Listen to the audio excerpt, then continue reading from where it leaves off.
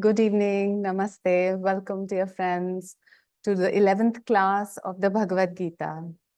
As always, we shall begin our class with a prayer. Heavenly Father, Divine Mother, Friend, Beloved God, Bhagwan Krishna, Jesus Christ, Mahavatar Babaji, Lehri Mahashaya, Swami Shri Yukteswar Ji, Beloved Gurudev, Paramhansa Yogananda Ji, saints and sages of all religions, humbly we bow at thy feet. Beloved Lord Krishna, thou art the essence of everything. In the language of my soul, I demand the realization of thy presence. Help me to see thee in every fiber of my being, in every wisp of thought and emotion. Dear Lord, awaken my heart. Om Shanti, Shanti, Shanti. Let us now invoke the presence of the Gurus by singing the hymn to Brahma, followed by a chant.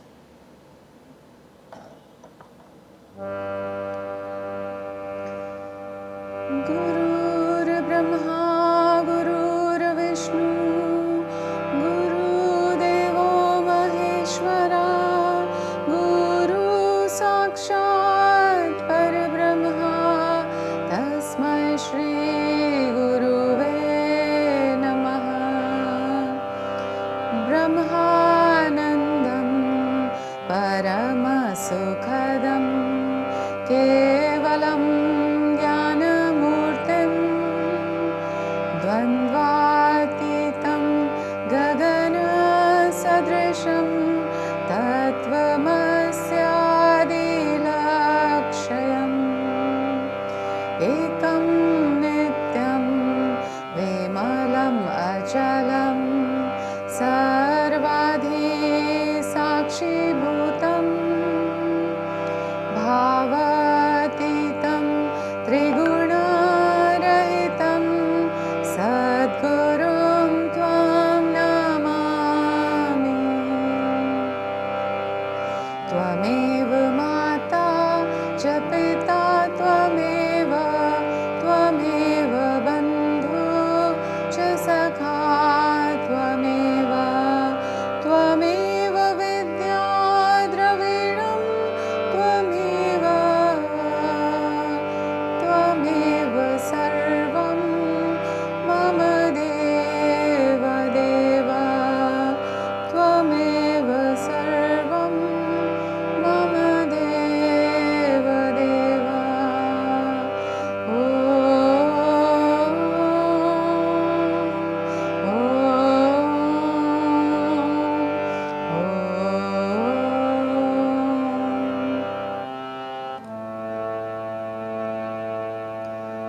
Govind Jai Jai Gopal Jai Jai Govind Jai Jai Gopal Jai Jai Radha Ramana Hari Govind Jai Jai Radha Ramana Hari Govind Jai Jai Govind Jai Jai Gopal Jai Jai Govind Jai Jai Gopal Jai Jai Radha Ramana Hari Govind Jai Jai Radha Ramana Hari Govind Jai Jai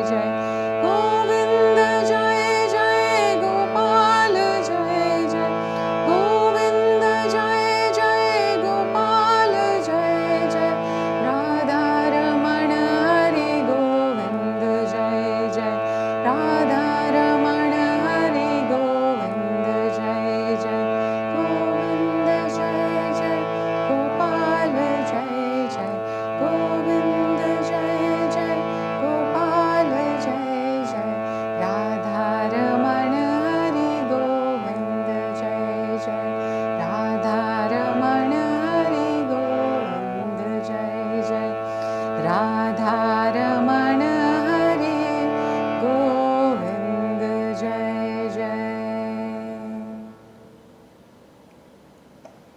Let's take a moment to focus at the spiritual eye with intense willingness, bringing up the energy with the next inhalation, raising it through the astral spine at the point between the eyebrows, and invoking the presence of Lord Krishna, of Govinda, of Gopala here. Remembering that he is our best friend and our guide. He is our very own, and he is within us. And when we study the Bhagavad Gita, we must remember that the words given in this Moksha Shastra are directly coming from the mouth of Lord Krishna and Avatar. Therefore, weighing each word, understanding its context not just with the intellect, but with an intuitive understanding, with an open heart, and with every fiber of our being. We shall put in our endeavor, our energy, and our entire being into learning this scripture, which has the promise of setting each one of us free, wherever we may be on the spiritual journey. But this is a light that will shine through the path until we reach the goal. Om Shanti, Shanti, Shanti. Dear friends, in the last class, we began with chapter 2, but just to set the base of what we were doing earlier is in chapter 1, the entire field of Kurukshetra and the entire setting was of Mahabharata was behind us. So we laid that foundation where we understood what the characters of the Mahabharata mean within us. We saw how Bhishma stands for ego, how Drona stands for habit, how the Pandavas stand for all our virtues, our good qualities in us, and how all the Kauravas, and there are numerous of them, they stand for the bad qualities within us and our own habit patterns and tendencies. And then how Arjuna, who represents all of us as devotees who have to fight this battle within us, how he asks Krishna to take him to the center of the battleground. And this signifies that as the devotee starts to understand the limitations of this human life in a little body and in one set of intellectual personalities, then he starts to wonder as to what he can do, and he wants to see who the enemies are. And in the center of his own intuitive field, he asks Krishna to bring him. And when he sees, when standing in his own center, he sees the opposing armies of the Kauravas, that is his vices, and he finds that they are his own relatives, his own cousins and friends, meaning that these are the habits that he has grown up with. These are the habits that he himself has developed in his own mind. And then he's reluctant to give up those habit patterns. He's reluctant to give up desires and attachments, even though he has realized that they give him pain and they bring suffering to his life. But yet he's reluctant to fight. And then by the end of chapter 1, we see how he just keeps his bow on the chariot and he just sits down. And how Master has explained that keeping the bow down means we just slouch and slump in our spine, because our spine represents the meditative bow. And we just slouch and slump in front of so many difficulties and battles that we say that we are unable to fight. I cannot fight this battle. And then as chapter 2 begins, it brings some hope for the devotee, because the devotee starts to feel the presence of Krishna or the voice of Krishna within himself, which is again as the intuitive wisdom which has arisen in the devotee, because he has had some spiritual ardor, because he has had some good karma in the backing, and he has the willingness to fight the battle and to free himself. And therefore, he starts to hear Krishna's voice, guiding voice within himself. And from here, then, in the last verse that we did, that was verse 2, Krishna is saying that it is unnoble on the side of Arjuna to behave like this, to lose courage at this moment. And this is un-Aryan of him, means unnoble of him to behave in such a way. And then Krishna, how Krishna will now motivate Arjuna, and how the story will unfold, and the message that is for us. Let us go and read that. And we will today start from verse number 3, that is Shlok 3, chapter 2, the Bhagavad Gita. This is how it goes. Klevyam asmagama partha netatvayupapadyate shudram hridaya dorbalyam tatyavotishta parantapah. हे पार्थ, अपुरुषता के आगे समर्पण मत करो, यह तुम्हारे लिए उचित नहीं। हे परंतप, शत्रुओं को भस्मीभूत करने वाले हृदय की इस तुच्छ दुर्बलता को त्याग दो, जागो। O Parth, surrender not to unmanliness, it is unbecoming to thee. O scorcher of foes, forsake this small weak-heartedness, arise. So this a call to arise is for all of us. We all need to arise in our, wake up with all our strength, all our mind, all our heart, and all our soul to fight the battle that is in front of us. So interestingly, in this shloka, Krishna addresses Arjuna as Partha. And where has this word Partha come from? So Partha stands for the son of Pritha.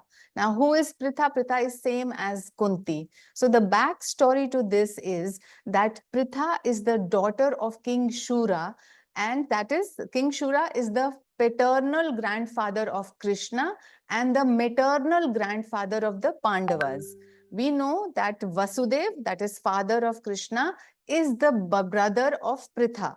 And that is why, if you remember the story, Krishna used to call Kunti as Bhua. Bhua means father's sister. So Krishna's father and the Pandava's mother are brother and sister. But what happens is that a cousin of King Shura, whose name is Kunti Bhoja, is childless. And therefore, Shura offers Pritha to Kunti Bhoja, as a daughter.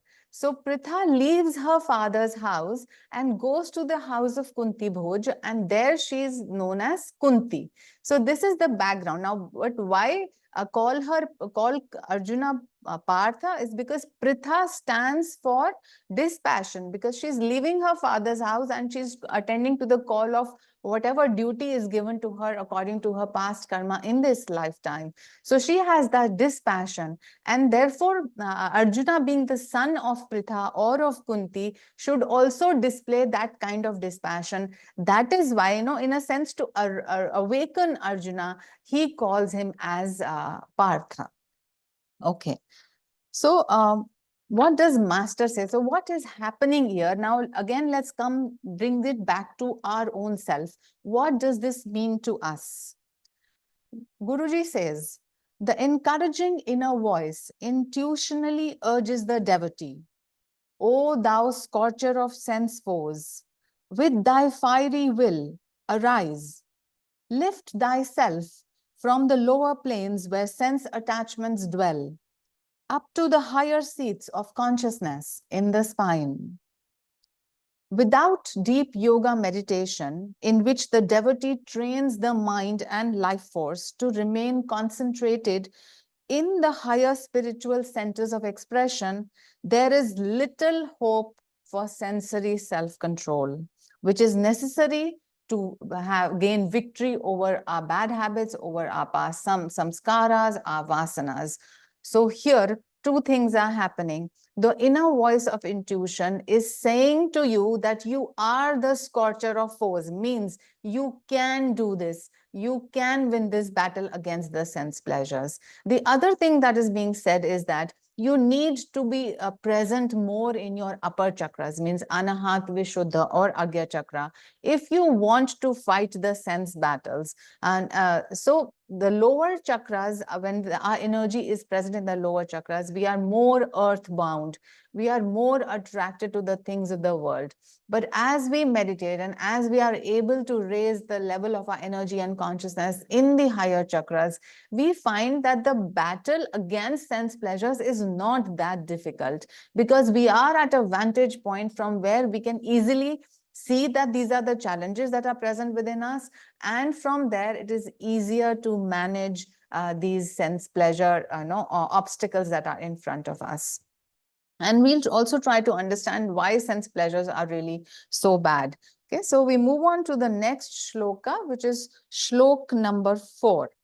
And again, so in the Bhagavad Gita, we find again and again that, Arjun will say something and then Krishna will explain to him. And then, like all of us, Arjun will again come up with this question, but I didn't understand that, but you just said this, what does this mean, and so on. So Arjun again comes up with another dialogue and another argument. Actually, we saw how much excuses he was giving in the last chapter as to why he shouldn't fight the battle. So he still has those remnant doubts. And let's see what he's saying here. Arjun uvacha katham bhishma maham sankhye dronam cha madhusudana ishubhi pratiyotsyami pujarha varisudana. Arjun ने कहा, हे मधुसूदन, हे शत्रुओं को नष्ट करने वाले श्री कृष्ण, इस युद्ध में मैं भीष्म और द्रोण ऐसे जन जो पूजनीय हैं, पर अपने बाण किस प्रकार छोड़ सकूंगा? Arjuna said, O slayer of Madhu, O destroyer of foes Krishna, how can I in this war direct arrows against Bhishma and Drona, beings who should be worshipped? So we see again the set of excuses is beginning. And so what is happening here? So what is happening inside of us? On the one hand, our intuition is telling us that we are trapped in sense pleasures, and these sense pleasures will give us pain and suffering later on. But to counter this in awakening inner voice of intuition, our own rationalizing thoughts are standing up.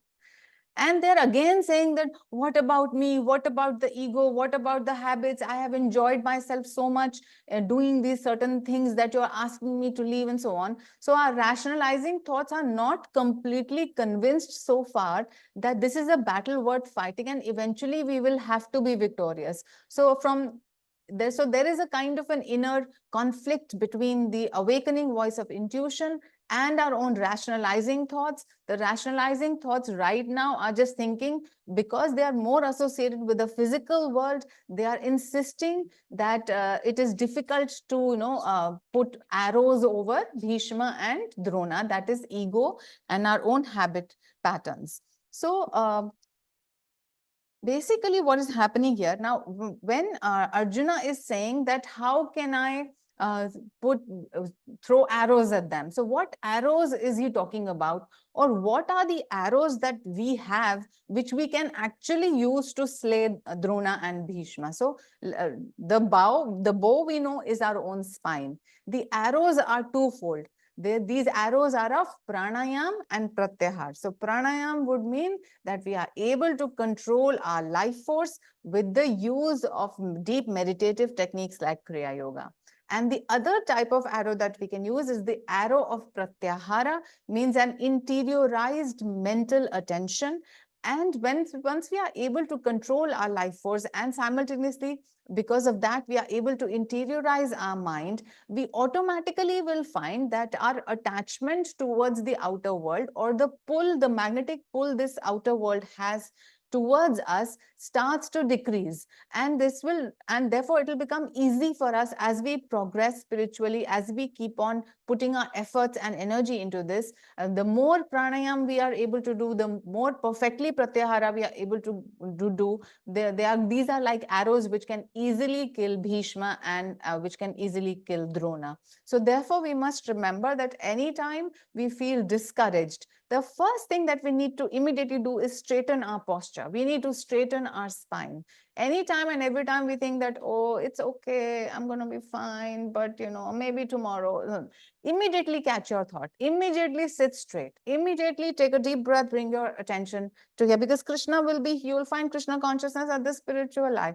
Immediately, if you're a Kriya Yogi, immediately you may just do the double breath tension relaxation followed by few Kriyas, and you will find that it is so easy to fight the battle at that point. And we had discussed this also previously, that the Drishtadumna, or the ability to see the enemy, and then the ability to control your prana through Bhima, is the combination that is going to kill Duryodhana in the end, desire in the end. So therefore, this is what we have to do on a daily basis. We know the battle starts anew every day. One tendency comes up, then another tendency comes up, and maybe we haven't, killed all of them. We have maybe just subdued them. So they will bring out their head again the next day. So each and every time, point number one, you have to be alert that this negative vice is rising in your mind. Point number two, you have to check your energy. Is your spine straight? Is your energy uplifted? Are you living through your upper chakras? Point number three, you do your kriyas. And those who are not kriya yogis yet, I would highly recommend that you come in through the guru-disciple relationship. You join the sangha and you take your kriya yoga diksha. But till that time, you can do your Hong Sau techniques. You have Om meditations. You have to read the scriptures, listen to noble thoughts, and keep yourself attuned with the frequency of the saints, with the frequency of the Gita. If we do that every day, the battle becomes easier by the day. You find that if there was a particular habit pattern that was holding you, for example, you had this tendency to get irritable and angry all the time. If you are doing these practices every day, you will find that the hold that these negative tendencies or habit patterns have over you starts to loosen over time. And a point a day comes when you feel completely free. That even though the outer circumstances haven't changed, the same circumstances that would cause the arising of anger and irritation in you, the same set of circumstances remains as it was, but you have changed inside and you have no tendency to be angry in that moment. And that is the freedom that we are looking for. And there's so much freedom in that. You will be so happy with your own self once you're able to conquer these tendencies. And then you will know how worthwhile it is to fight this battle. And then we know that if anything is worth fighting for, it is worth fighting for well and fast. So with fast, I mean your effort should be unceasing. Every day, keep going. Once you have set your goal, once you have set your direction for self-realization, then every day should take you a little more towards that goal. Whether you're crawling or walking or running, that is up to you. And sometimes it is also governed by outer circumstances. But do set your goal and do set your direction and keep going little by little or by leaps in that direction. Okay. So this brings us to shloka number 5. Okay, so the next few shlokas are a little long, so I'm not going to be reading them as in a metered way as we have been reading, but I'll just read them as a sentence. Okay.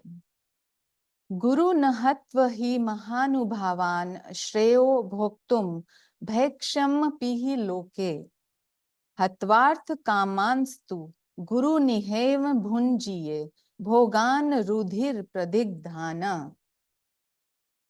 अपने महान गुरुजनों का वध करने से दूषित हुए जीवन की अपेक्षा मेरे लिए भिक्षा मांगकर जीवन यापन करना ही श्रेष्ठ होगा। यदि मैं इन गुरुजनों का वध कर दूं, जो धन एवं संपत्ति इंद्रियों भोगों के लिए दृढ़ संकल्प किए हैं, तो निश्चय ही धरती पर प्राप्त होने वाला समस्त भौतिक सुख मेरे लिए भयानक रूप से रक्त रंजित होगा। Even a life of beggary would be more salutary for me than a life marred by slaying my high-souled preceptors. If I do destroy these mentors who are intent on wealth and possessions, that is the object of the senses, then surely here on earth, all my would-be enjoyment of material happiness will be dreadfully blood-stained. So again, a deep excuse comes here from Arjuna And in a sense, he's actually trying to say that if I kill these ones who have been known to me and who are my seniors and who are respected by me, then the rest of my life will become meaningless. And in everything that I do, I will always remember that I have killed these ones, and therefore all my activities, all my thoughts will be blood-stained. And let us understand what this means. Now, because in daily life, when we were born in these bodies, ever since then we are conditioned to live through these senses. We are conditioned to think of I as the little egoic I.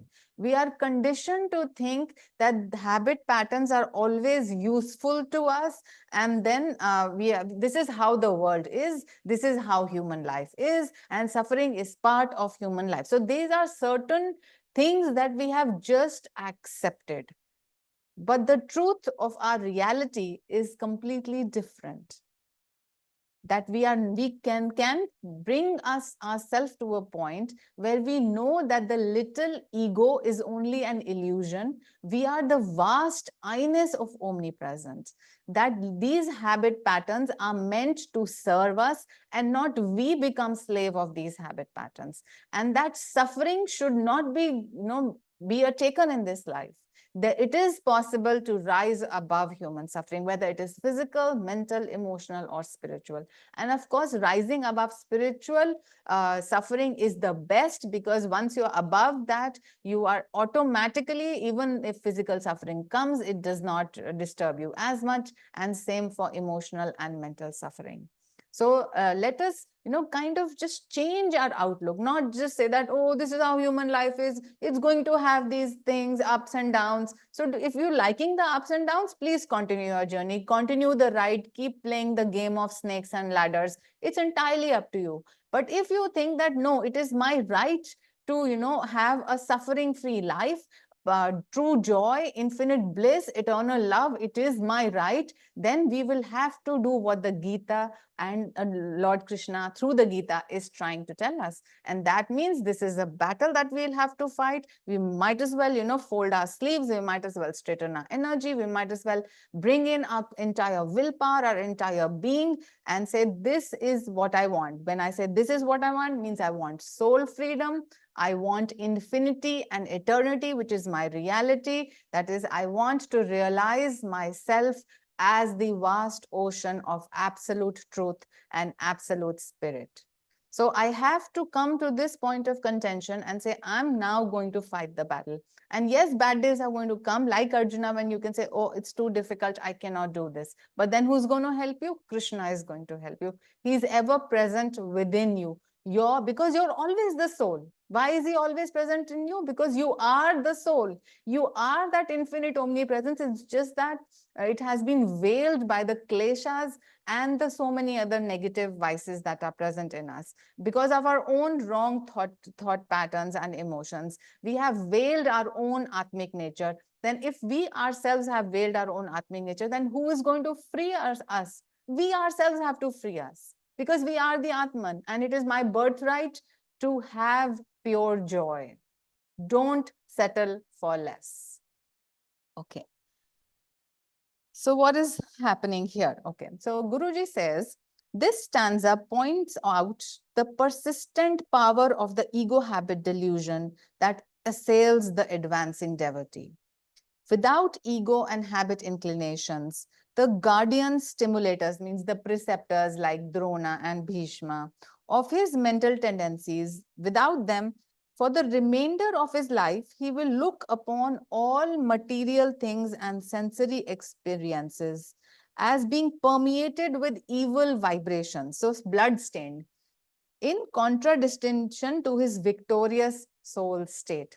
Now, the problem here with the devotee is that he has not tasted his soul state completely. And therefore, his only experience is of the world, and maybe little experience of samadhi he's had in meditation, or a little experience of bliss and peace. But he has not experienced his soul state, and therefore he is giving this argument that if I kill my ego and I kill my habits, and these are the only things that I know in my life, that if I kill them, then the rest of my life will be tinged with these evil vibrations of having killed ego, and I will think that, I have killed the ego for nothing. I have nothing to gain. I have killed my old habit patterns, which were at least giving me some pleasure, and now I have nothing. The devotee says, now I have nothing, because he has not fully tasted yet his soul as the omnipresent spirit. He has not experienced the bliss of his soul. And the easy way to to round this off, as in to experience the bliss of our own soul, is to come from the object to the subject, in the sense from the objects of pleasure to the fact that without the I-ness, means not the little I, means without my pure awareness, I can enjoy nothing in this world. I only falsely think that the objects of this world give me pleasure and happiness. The truth is that the power to be happy and the quality of happiness is the nature of my own soul. That the external objects do not have the power to make me happy. It is the power that I give to them, and I start to rationalize that these are the objects that give me happiness. But the truth, it is my own power. The power to enjoy an ice cream is not in the ice cream. It is within me. And therefore, as many times as I fall prey to this thought that, oh, if I don't have this object or this desire is not filled, I'm not going to be happy. This is a false thinking, because the power to be happy is mine. I am the source of happiness in everything that is happening in this life. And therefore, by correcting my thinking at every point, and firstly, you have to be alert that you are going into wrong thinking. And therefore, not projecting and giving the objects the power to make you happy, but rather being the happiness itself, means being blissful existence and blissful consciousness, which you are. Sat Chit Ananda. You are blissful existence and consciousness. So come back to the subject, come back to your own being. Tell yourself, I am complete and fulfilled in myself. Whether any object of the sense presents itself to me in this life or does not, I am happiness itself. And that is the point where the devotee needs to come and realize that if he starts thinking like this, the battle is already won. And therefore, we must shift our perspective from the outside world. Therefore, pratyahara is necessary. Unless there is pratyahara, how will you know that your own nature is that of happiness? You will only keep on thinking that the outside world has the power to give you happiness. And then that is why we lose power. Okay. And then Guruji says that the answer to this, when he's asking the question that, will everything in my life become blood-stained? Master says, no. The answer is no. Evil lies only in the misuse of the powers and products of nature. The senses which are touched by the bliss of the soul, which spiritualize their perceptions. So what he is saying here is that you are not killing the power of the senses.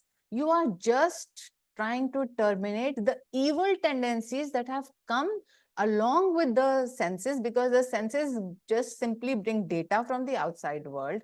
And because your attention is always outward turned, therefore your senses are not spiritualized. But if you are practicing your meditation techniques, your pranayama and your pratyahara, the same senses will continue to give you the data of this world, but they will not trap you in their chains.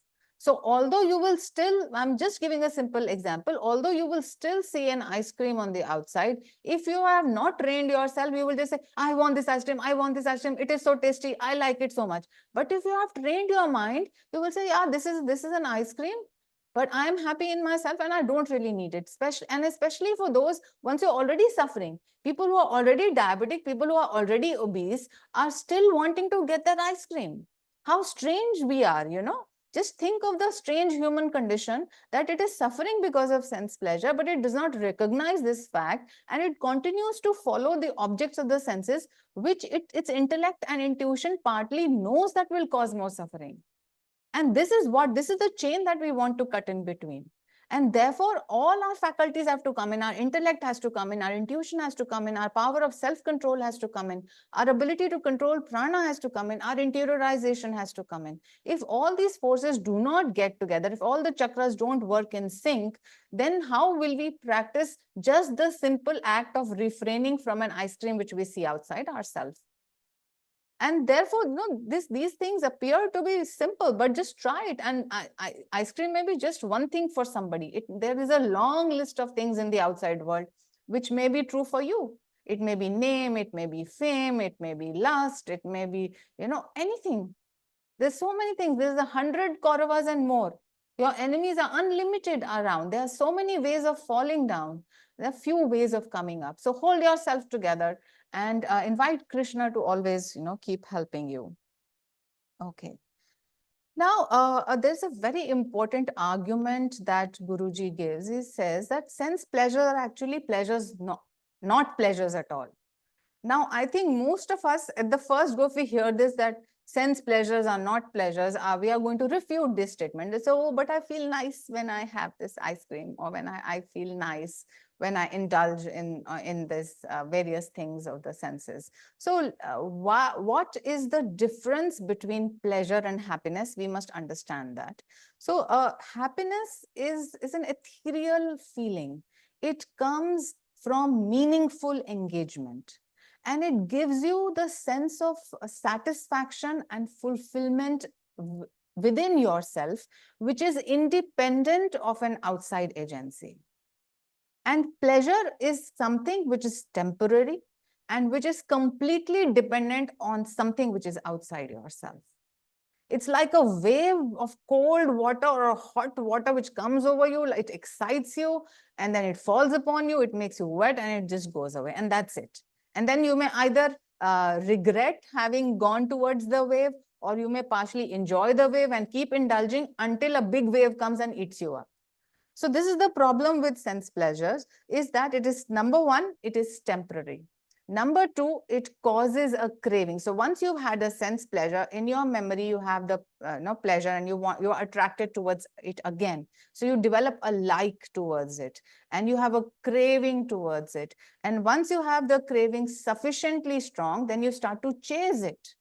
And you're chasing the same sense pleasure. And then once you get even a little bit of it, you are attaching yourself to it. Means you are so attached to this that you start to expect out of it. And you think that this sense pleasure should give me that same pleasure or even more pleasure than it has given me. And then what does expectation lead to? Pain and sorrow and suffering.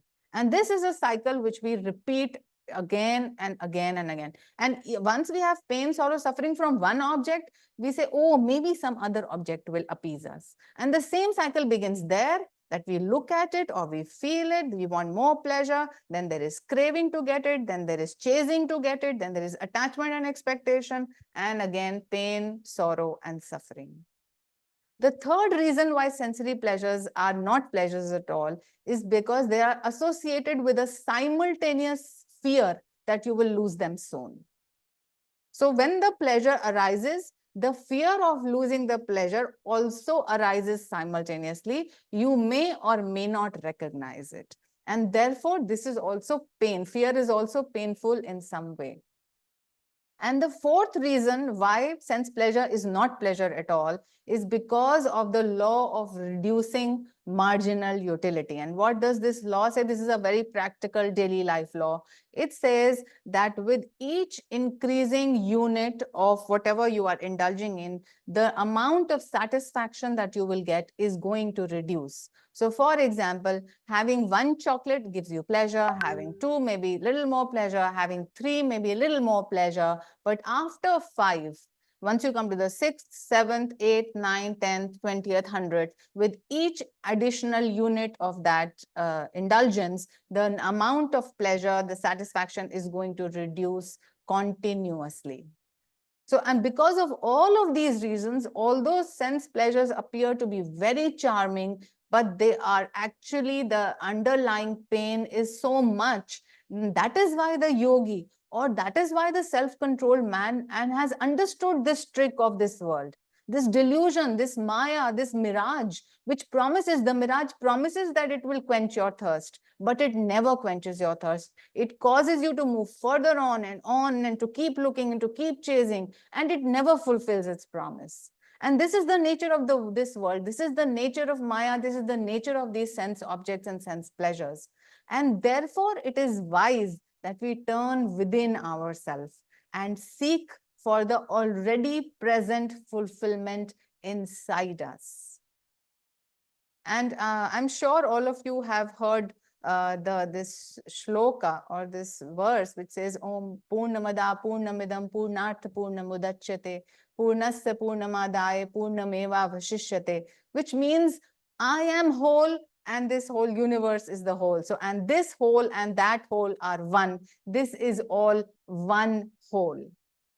And there you realize that this is your, once you realize your oneness with the entire universe, that of course you are not one with the universe in body. Even in body you are actually through the 5 elements, but your soul is always one with the spirit.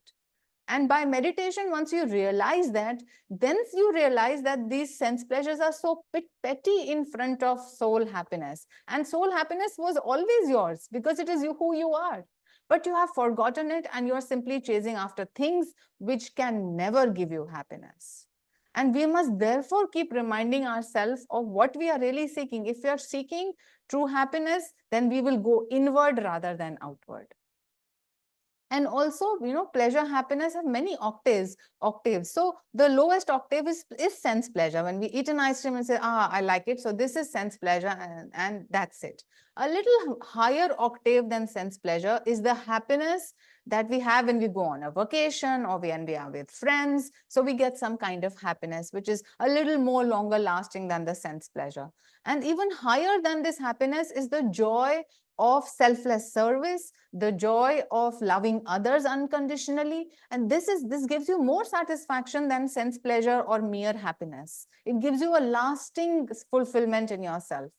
And even higher than this joy of loving others is the bliss of meditation, is the bliss of your own soul, is the Paramananda that you're looking for, the ultimate absolute joy, truth that you're looking for, the Satchidananda, which is yourself.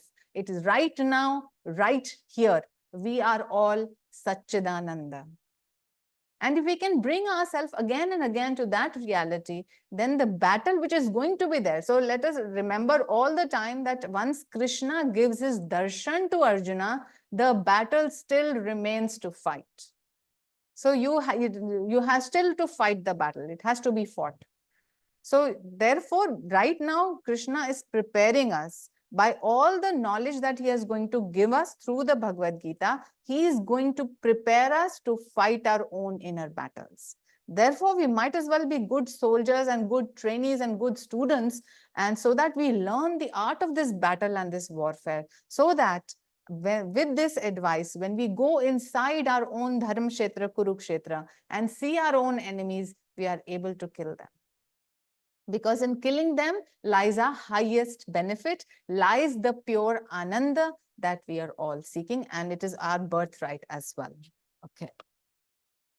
This brings us to shlok number 6. Na chaitva dvamya kataranno gariyo yadva jayem yadiva no jayeyu. यानेव हत्वा न जिजीविषामस्ते अवस्थिता प्रमुखे धार्तराष्ट्र. मैं यह निर्णय नहीं कर पा रहा कि कौन सा उद्देश्य अधिक उपयुक्त होगा, उनका हमें जीतना अथवा हमारा उन्हें जीतना.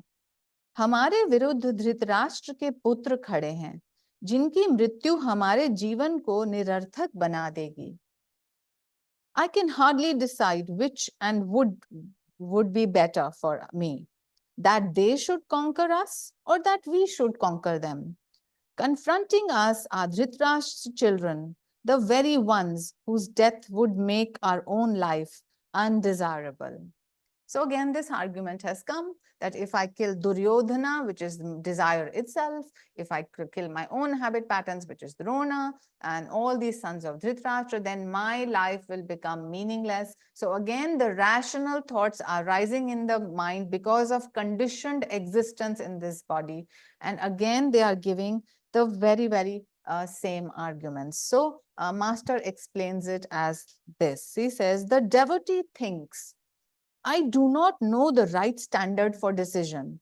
Is it better for the sake of my happiness to surrender to the senses or to conquer them by soul discrimination? Destroying the desire children of the mind will leave nothing to live for. So we can clearly see this argument. And again, I come back to the same examples that I come of smoking and drinking because they are easy to understand and see clearly.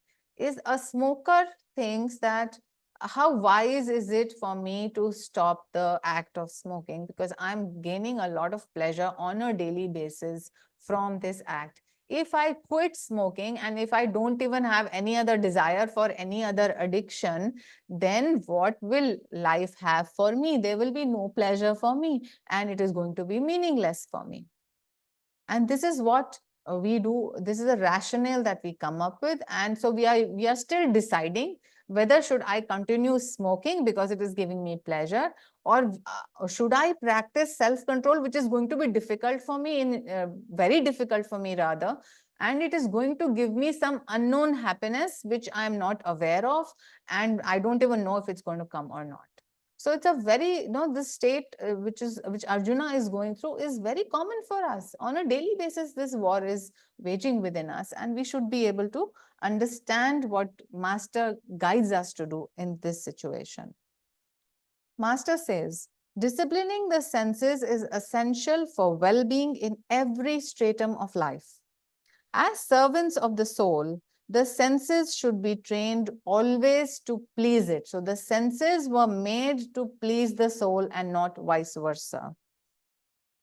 When the wisdom of the soul is overpowered by the vagaries of the impulse-directed, habit-blinded senses, the result is anarchy or misery. The law is greater the false sense happiness, weaker the soul happiness. So the more and more you will indulge in your sense pleasures means the more and more you will be body bound in your life. And the more body bound you are, now because this body is treacherous, however much you take care of it, it is going to die someday.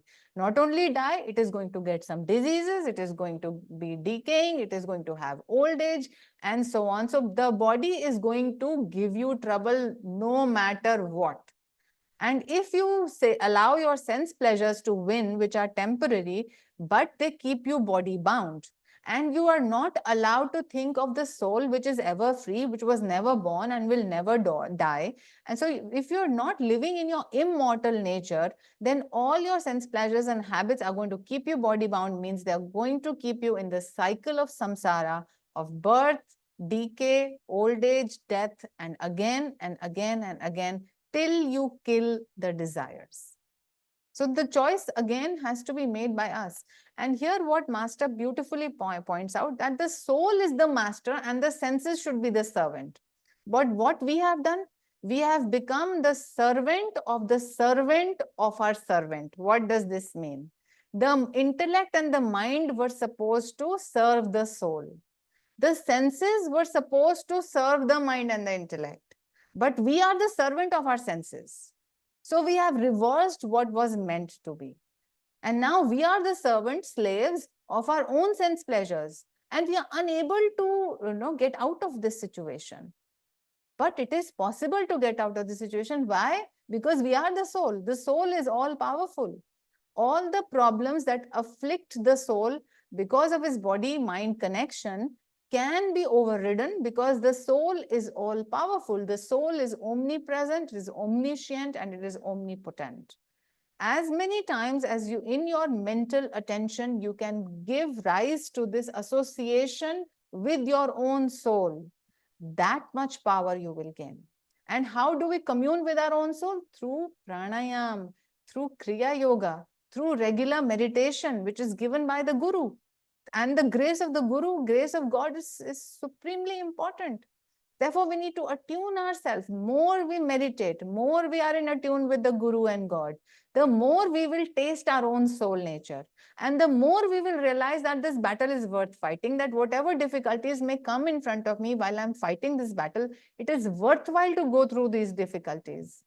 Through the dark patches in my life, I need to even go higher in my energy and more willingness, because it is worthwhile to fight this battle. But it is important that we taste our own soul nature first. And therefore, meditating daily, regularly, unceasingly practicing the presence of God.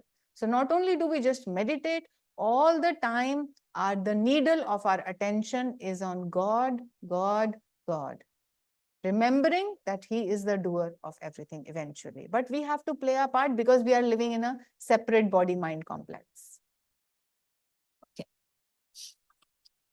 This brings us to shloka number 7.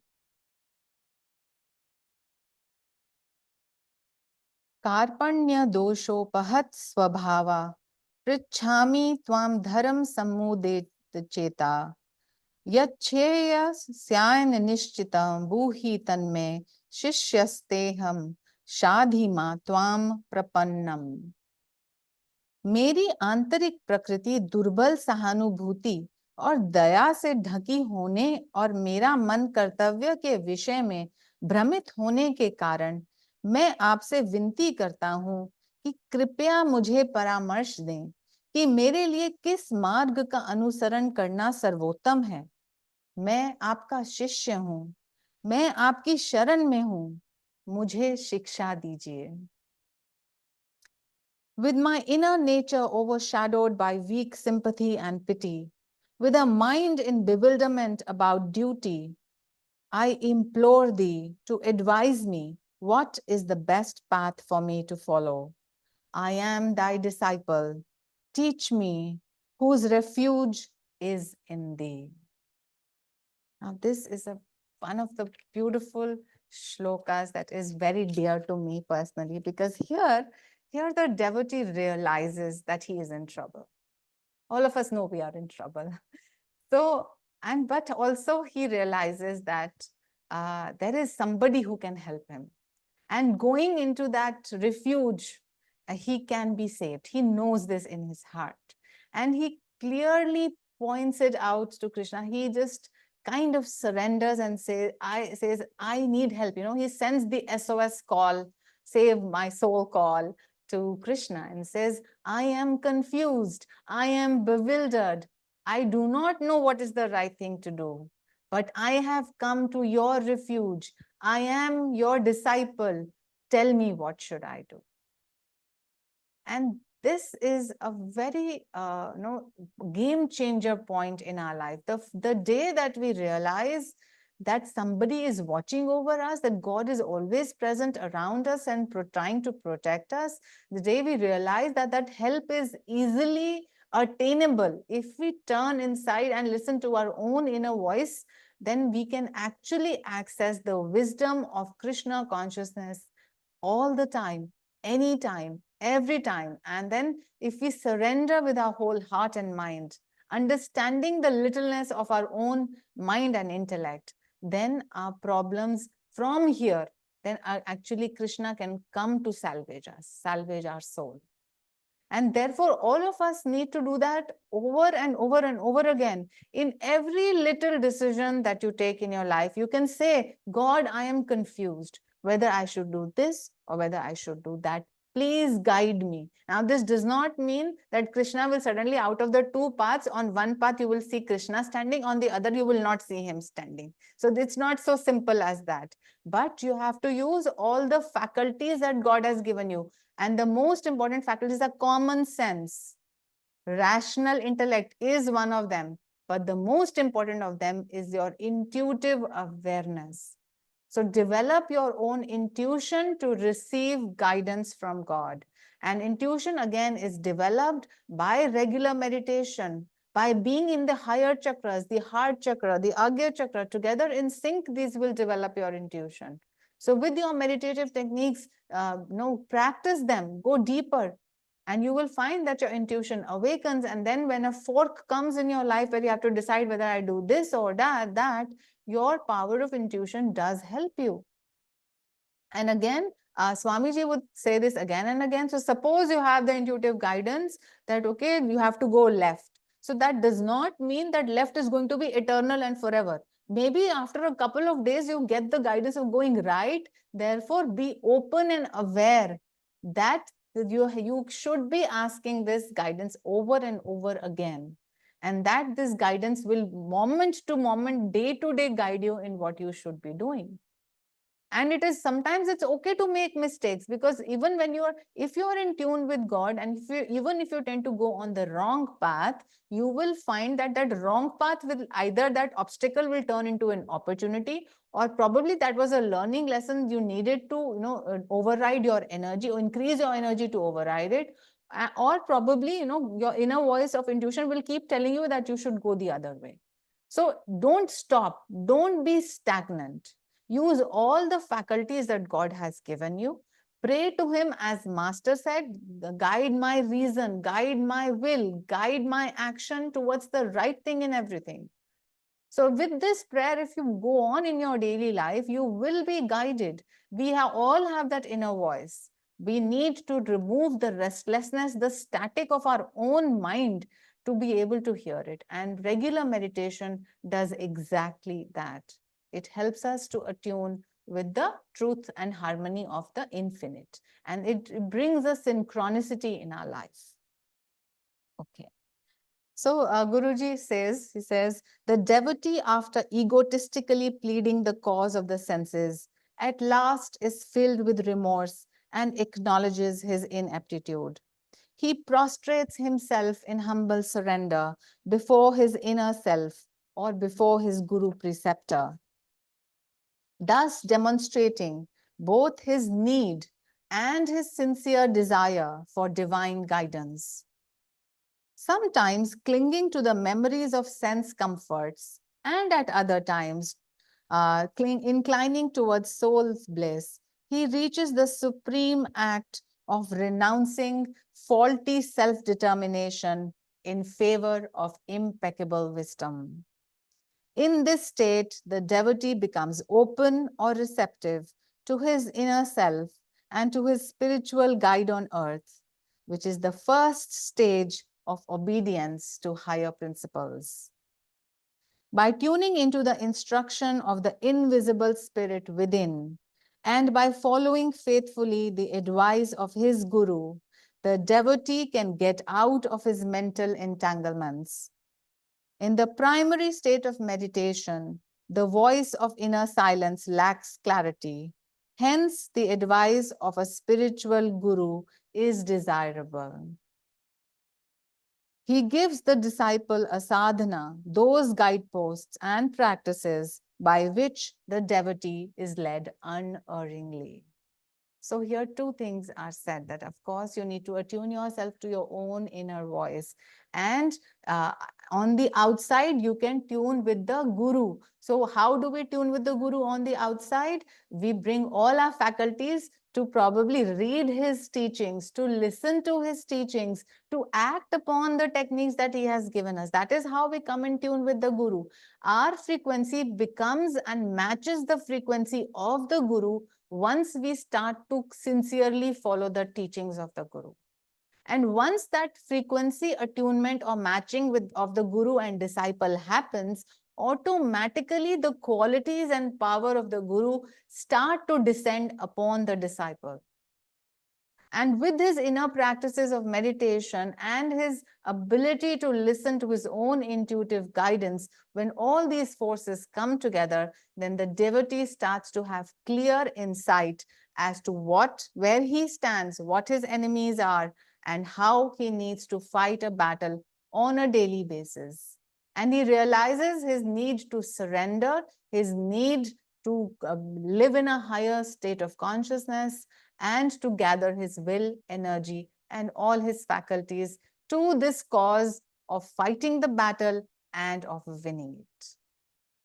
With that thought, we will close today's class and we will share the power and blessings of these teachings that we have received with souls everywhere. Let us pray together. Divine Mother, beloved Lord Krishna, thou art omnipresent, thou art in all thy children. Manifest thy healing presence in all bodies, all minds, and all souls.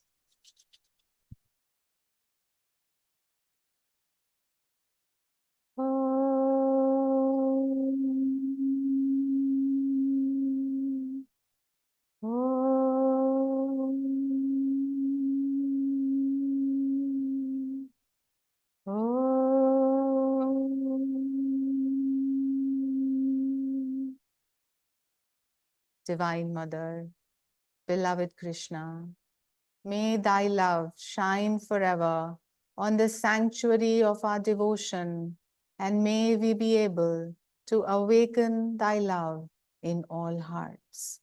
Om Shanti, Shanti, Shanti.